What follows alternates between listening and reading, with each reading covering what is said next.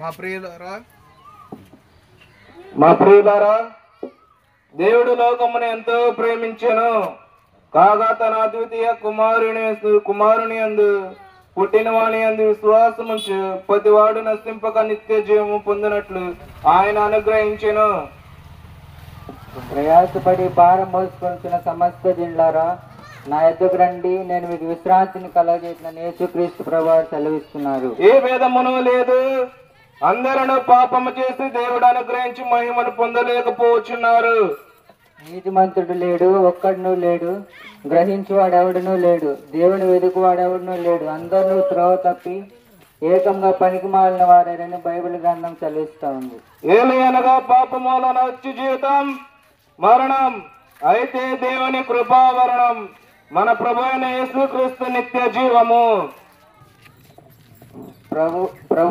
పాపం చే ప్రతి వాడిని ఆజ్ఞ అతిక్రమించును, ఆజ్ఞ అతిక్రమే పాపము, పాపం తీసివేయటగా యేసుక్రీస్తు ప్రత్యక్షమాయను. పాపులను రక్షించుటకు క్రీస్తు యేసు ఈ లోకమునకు వచ్చెను అను వాక్యము నమ్మదగిన పురాణానికి పూర్ణ అంగీకారమును ఏకమై ఉన్నది. మన అతిక్రమ క్రియలను బట్టి అతడు గాయపరచబడిను, మన దోషములను బట్టి యేసుక్రీస్తు నలుగొట్టబడిను, మన సమాధానార్థమైన శిక్ష అతని మీద పడిను, అతడు పొందిన జబ్బల చేత మనకు స్వస్థత కలుగుతున్నది. లేఖముల ప్రకారము క్రీస్తు మన పాపముల నిమిత్తము మృతి నందెను, సమాధి చేయబడి లేఖముల ప్రకారము 3వ దినములలో లేపబడెను.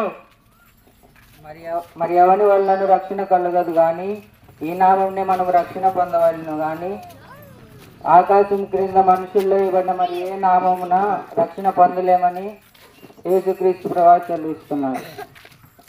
అయితే దేవుడు మన ఎడల తమ ప్రేమను వెల్లడపరుచుచున్నాడు. ఎట్లనగా మనం ఇంకాను పాపములో ఉండగానే క్రీస్తు మన కొరకు చనిపోయెను. బూదిగంత నివాసులారా, నా వైపు చూసి రక్షణ పొందని బైబిల్ గ్రంథం సెలవిస్తూ ఉన్నది. అదేమనగా, యేసు ప్రభువుని నీ నోట ఒప్పుకొని దేవుడా మృతుల్లో నుండి ఆయన లేపినని నీ హృదయమందు విశ్వాసించిన ఎడల నీవు రక్షణ పొందేదవు. మన పాపములను మనం ఒప్పుకొని ఎడల యేసుక్రీస్తు ప్రభువు నమ్మదగిన వాడు, నీతిమంతుడు గనుక ఆయన మన పాపాలను క్షమించి సమస్త దుర్నీతి మనల్ని పవిత్రులుగా చేయను. ప్రభు అయిన యేసుక్రీస్తునందు విశ్వాసముంచుము, అప్పుడును నీవును నీ ఇంటి వారును రక్షణ పొందేదవు.